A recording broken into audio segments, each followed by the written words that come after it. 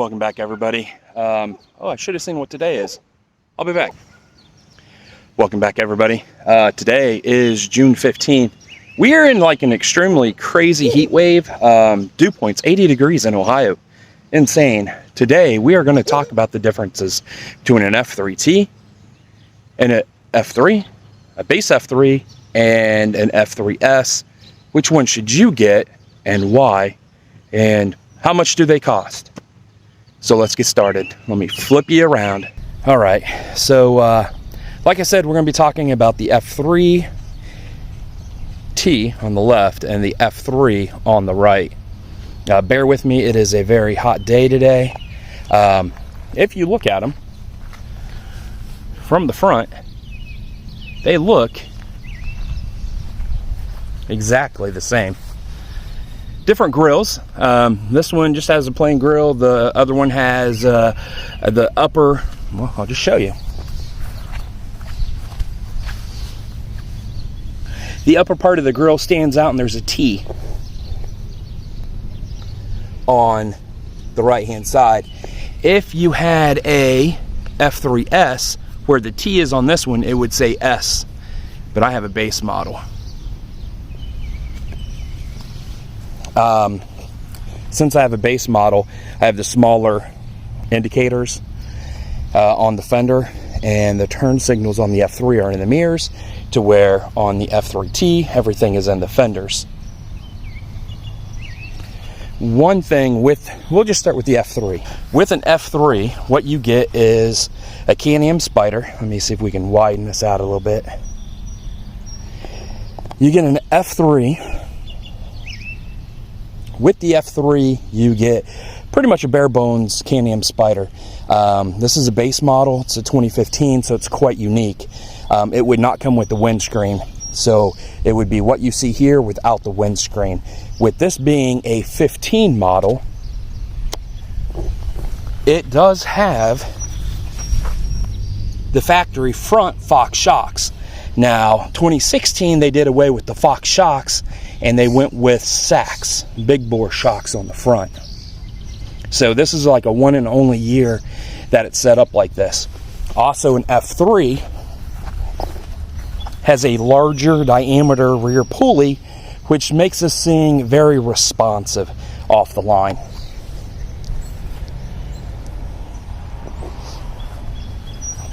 This is the SM6, so it has a clutch lever. So you would ride it like most motorcycles. With it being the 2015, it has the old school gauge.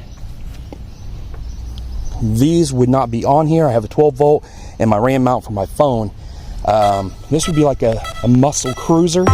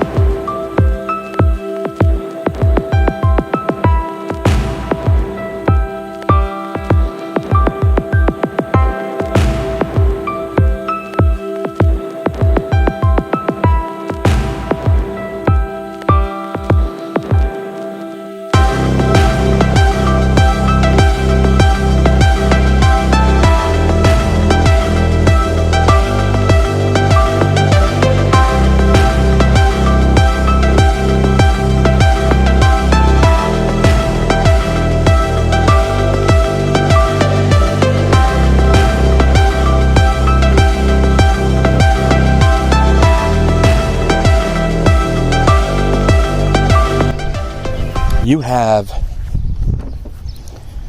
front storage, and I have some stuff in my front storage. You have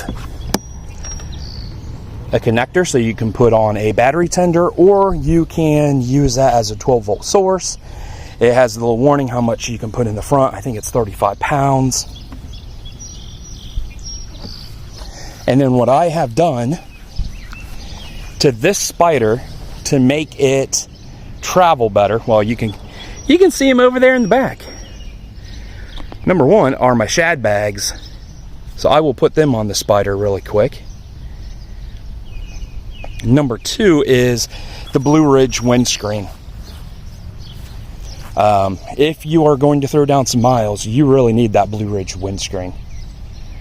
Well, you need a windscreen, I'll leave it at that.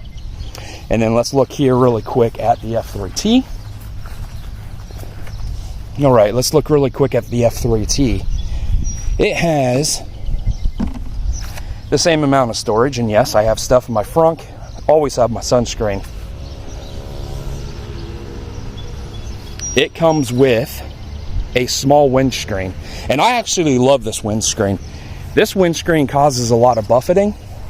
This one is cleaner, it's smaller, so you get more air on you, which I don't mind. I like air on me. The difference with this one is it has the new gauge cluster. I think it came out in 2018, so you have two screens. You have two screens, and it's not analog like the other one over there. It's all digital. This one you have a front storage, which I absolutely love. This one comes with a radio. You can pair your phone to this like you can most modern cars. This one has cruise control, where the F3 does not have cruise control. I have upgraded to the coast-to-coast seat, so we will talk as if this is a factory seat. With this being an F3T, there's a couple things that share platforms with this one, like the backrest. I can take the backrest off of this and I can put it on the F3. So they do share some things like the mountings. This Spyder is a lot longer. So the F3 stops at the back of the seat, where this has this little tail section. So the riding area from the bars to the seat to the front foot pegs and the rear seat, it's the same amount of room as you get on the F3. You don't get more room for passengers until you do go with an RT. So that makes it the same. Some of the differences are the F3T has built-in saddlebags to where the F3 does not have built-in saddlebags. So let's make this look something like this. I'll be right back. All right, so we have transformed the F3 almost to an F3T. Let's take a look at some of the differences with storage. So we know that the F3 has no storage except for the frunk. I have a helmet. All right, so we have a helmet. It's an extra large. It fits in the frunk. Front closes. It's not because I have stuff in it. Frunk will close. So same with the F3T. A helmet, an extra large helmet will fit in the frunk. With a base model F3, if you put shad bags in it, you have a key for the shad bags and you got a key for the Spyder. To where on the F3T, you have a key for the Spyder that also fits the side bags. Oh, rain gear. Gotta have your rain gear. So this here looks huge. I mean, it looks very big compared to a shad bag. And here's your shad bag. Let's take a look at that helmet. So here we go. One helmet, one-handed. Oh, Houston, we have a problem. Will not fit. 15 pounds, max capacity. There we go. My phone's overheating, so we're gonna have to continue this in the house. But we can see helmet fits in the shad bags. All right, so we are back. Let's talk about rear suspension. So the F3 has a mono shock and spring with a tubular A-arm or trailing arm. So this piece right here is the trailing arm. This is the mono shock and spring. This is kind of hard to see, but the F3T, it's an RT in disguise. So it has a square trailing arm, and then it also has a mono shock, but you can remove the rear seat, you can pull that up, and then it has an air spring, so you can manually put air in, to where the RT has a pump that automatically adjusts for that. So this one rides a lot better than this one. With this one having Fox shocks on the front is very stiff. When you get one of these, it comes with a very soft spring. So I upgraded to a 2-up shock. It was like $200. That helped. Like for me, how heavy I was, that was a better fit. And then once my daughter wanted to ride more, we upgraded to a very expensive Elky spring and shock. What I don't like about the F3 with the Fox shocks without an upgraded rear is the rear reacts differently than the front. So you have a very good shock spring on the front, and then you have a very cheap one in the rear. So the rear just kind of bounces you along. It reacts differently. With the upgraded rear shock now, the rear acts like the front. It's a little stiff, but that's how I have it set up. Now on here, we can see it is not a Fox shocks. This is a Sachs shock. Sachs makes shocks for BMWs, Mercedes. It is adjustable. I have not been able to adjust that yet. Just like the F3 is adjustable. The rear is not adjustable on this except for that rear air. But it does have a Sachs big bore rear shock. So this thing is, whatever the front does, you're going to expect the rear to behave the same way. It's not super stiff in the front. It still handles very well. It just rides better. The shocks fit itself. It's not like the front's, I don't know how to explain it. It's like you have the front set up for a slot car, and the rear on this F3 is set up like a Cadillac, nice and squishy. This one is set up to perform the same. When you hit a bump on the front, you're going to encounter the same type of bounce in the rear. Let's talk some prices. This kind of shocked me. All right, so this really shocked me. I jumped on the website.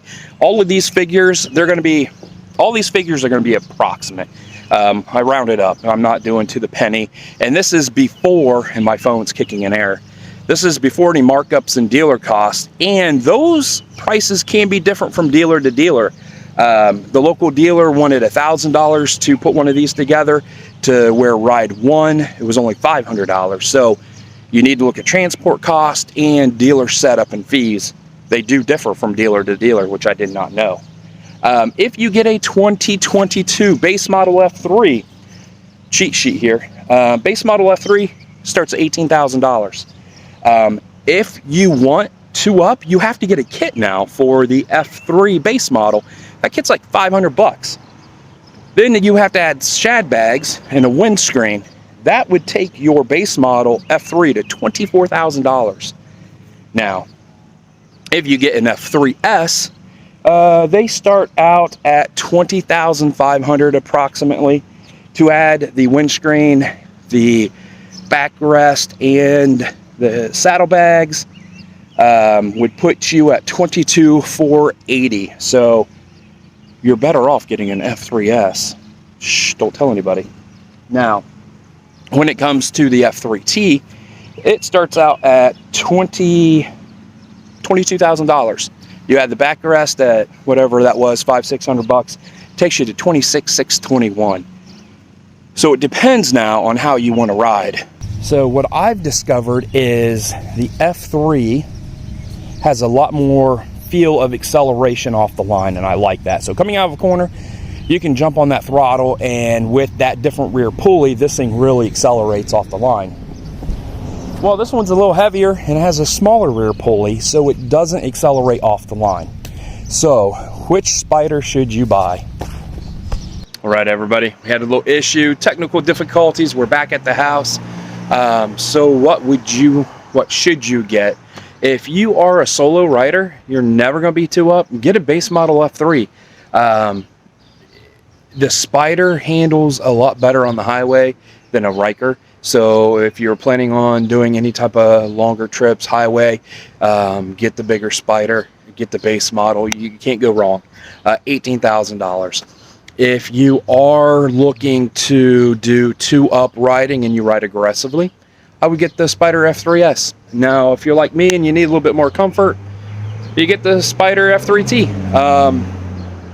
I think the price differences between the F3S and the RT, you know, if you get an F3S and you put some type of wind protection on it and you get some type of sad bags or some type of storage for the rear, you're going to be just as comfortable on an F3S as you would on a F3T. You might even be able to save a little bit of money.